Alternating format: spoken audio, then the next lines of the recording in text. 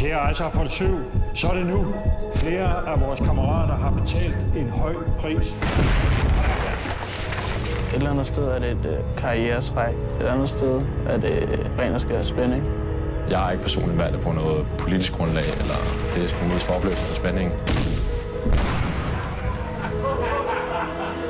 Det ville være skide hamrende ærgerligt at komme hjem uden benet, for eksempel. Ikke? Men igen, altså, man kan lave masser af ting uden ben, ikke? Presser du rigtig meget på?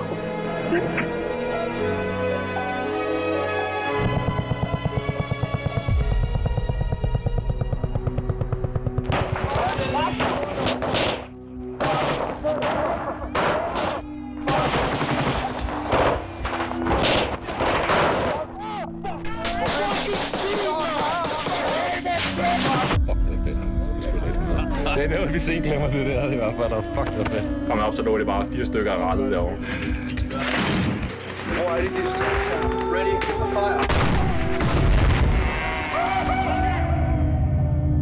Jeg kom ned med den holdning, at krig koster også civile tab. Men da det så endelig skete for mig, så var det lige pludselig noget helt andet. Altså, kan man virkelig leve i sådan en lille lukket verden, så det der, du ser i TV-avisen hver dag med tusinder af mennesker, der dør hele tiden, så kan det da ikke røre mig, at der dør en pige hernede. Lad os i respekt minde vores 3 kammerater. Øjensynligt er der nogen, der har ringet hjem og fortalt, at vi har likvideret sårede talibanere. Er der nogen, der mener, det er det, vi har gjort?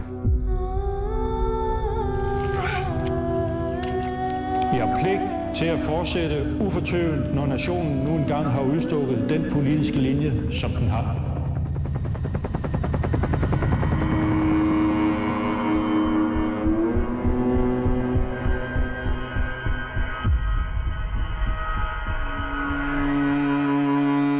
Det skulle ikke for at hjælpe. Altså, jeg synes ikke, det hjælper en skidt.